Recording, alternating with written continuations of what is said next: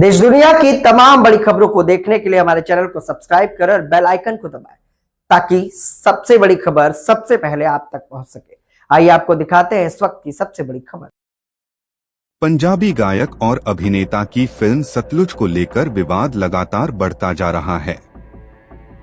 बताया जा रहा है कि फिल्म भारत में OTT प्लेटफॉर्म से हटा दी गई है, जिसके बाद इस पूरे मामले पर बहस तेज हो गई है। इसी बीच इस मामले में वकील राजविंदर सिंह बैंस ने अपनी प्रतिक्रिया दी है। उनका कहना है कि फिल्म से जुड़े लोग पहले से जानते थे कि इसे लेकर विवाद हो सकता है।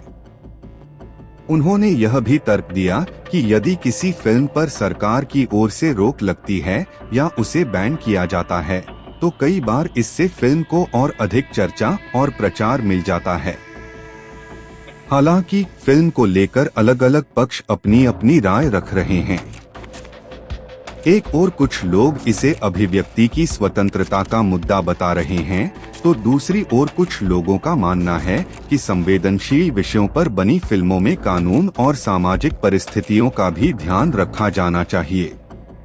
फिलहाल फिल्म सतलुज को लेकर विवाद थमता नजर नहीं आ रहा है। अब सभी की निगाहें इस बात पर टिकी हैं कि आगे इस मामले में क्या फैसला होता है और क्या फिल्म दोबारा भारतीय दर्शकों के लिए उपलब्ध कराई जाएगी या नहीं। इस खबर पर आपकी क्या राय है, हमें कमेंट करके जरूर बताइए। ऐसी ही ताजा और विश्वसनीय खबरों के लिए जर्नलिस्ट यूपी लाइव न्यूज को लाइक, शेयर और सब्सक्राइब करना न भूलें।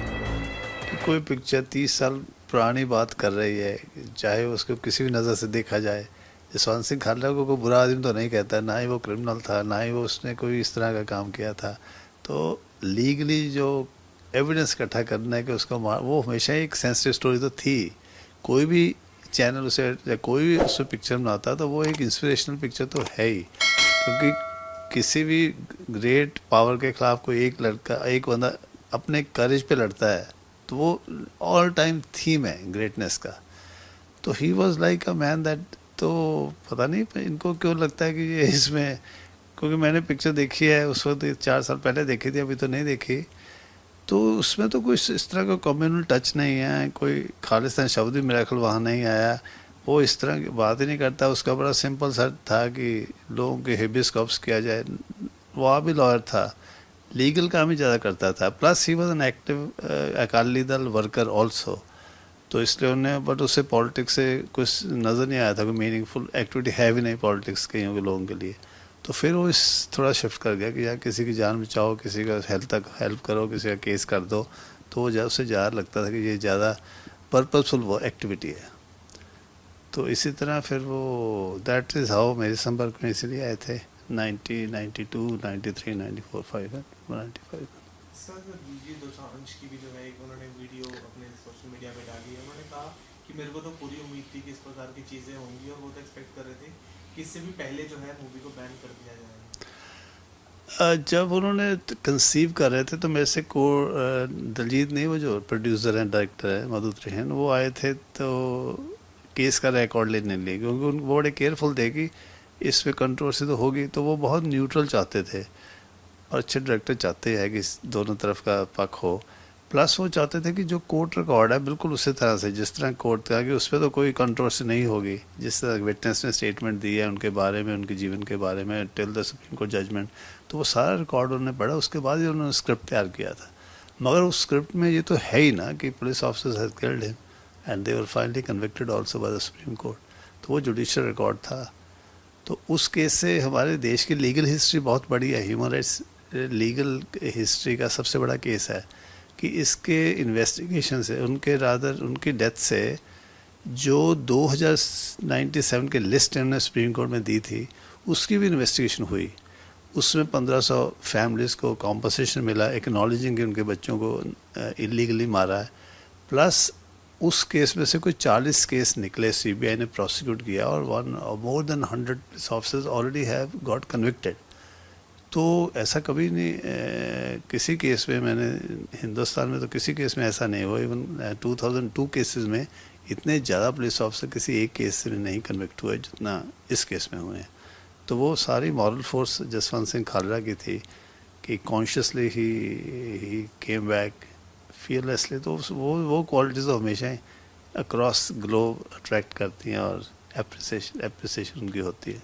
इसी बीच एक चीज़ और सर सामने आई कि पहले जब जैसे इंदिरा गांधी जी की जब डेथ हुई थी तो उन पर भी काफ़ी मूवीज़ बनाई गई, काफ़ी चीज़ें दिखाई गई, पंजाब से रिलेटेड पहले भी कई मूवीज़ बन चुकी हैं, लेकिन इसी को लेकर इतना बवाल क्यों? मैंने वो ना, एक तो ये टेक्निकल एक्सीलेंट पिक्चर है क्योंकि वो बनाई थी लोकल पंजाबीज ने, उनके पास उस तरह की प्रोफेशनल स्किल नहीं थी। देखो, एक मैसेज होता है, एक मूवी का मैसेज किस तरह कन्वे करते हैं, उसकी रीच बहुत इंपॉर्टेंट है।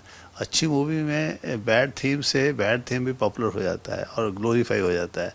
एंड इसमें इस टीम में जो डिफरेंस था कि ये बिल्कुल बॉम्बे के प्रोफेशनल स्टैंडर्ड की तरह बनी है, लाइक अ कमर्शियल मूवी। उसमें सारे क्रिस्प डायलॉग हैं, थ्रिलिंग स्टोरी है, एंड उसके बाद एक मैसेज है बड़ा strong, to fight against injustice. तो उस हिसाब से ये मूवी इसने काफ़ी ज़्यादा इम्पेक्ट किया compare to. Plus Jaswant Singh Khalra की पर्सनैलिटी में उस तरह का कोई पोलराइजेशन नहीं था कि he has taken up to arms और उसने कोई और इस तरह के असैसिनेशन की जिसमें बहुत ज़्यादा तुम दूसरा रिएक्शन हो। तो ही वॉज उस हिसाब से तो बिल्कुल ही मेन स्ट्रीम लीगल सिस्टम का पार्ट था एंड मेन स्ट्रीम पार्टी का हिस्सा था। उन्हीं के ह्यूमरिस्ट विंग की वो बात कर रहा था। तो उसलिए उसके खिलाफ कुछ कहने को नहीं है। पुलिस के पास भी कुछ नहीं था, उनको यही कहते रहे कि जी हमें तो चाहिए नहीं था, ना हमने कभी उठाया। 10 साल वो यही कहते रहे कोर्ट में कि हमने तो, हमारे पास तो उसके खिलाफ, हम तो उसके खिलाफ थे ही नहीं। तो अब आगे क्या कुछ स्टेप जो है सर वो प्रोड्यूसर्स द्वारा लिया जाएगा कि बैन तो कर दिया गया है? नहीं, बैन तो अब क्या, अब तो हर जगह पहुंच गया। अब तो लीगल कोई इशू ही नहीं रहा कि जब तक वो नहीं थी तब तक इशू था। अब तो एवरीबॉडी अक्रॉस द वर्ल्ड तो वैसे व्यू कर रहे हैं। अब जहाँ बार एसोसिएशन के ऑफिस में चंडीगढ़ वकील इकट्ठे होकर देख रहे थे, क्योंकि हर किसी के व्हाट्सएप पे मैसेज आ गया, वो छोटा सा 500 मेगाबाइट तो उसकी पूरी उसकी मेमोरी चाहिए, तो हर किसी की पेन ड्राइव में वो पहुँच गई है। तो उस हिसाब से तो रादर उसको ज़्यादा पब्लिसिटी मिल गई। मेरे हिसाब से तो मूवी को ज़्यादा प्रोत्साहन मिला, उसको एडवर्टाइजिंग मिल गई गवर्नमेंट के बैन करने से, उसकी सर्कुलेशन बढ़ गई। वैसे शायद उतना एक्साइटमेंट ना होती, उतना क्यूरियोसिटी ना होती।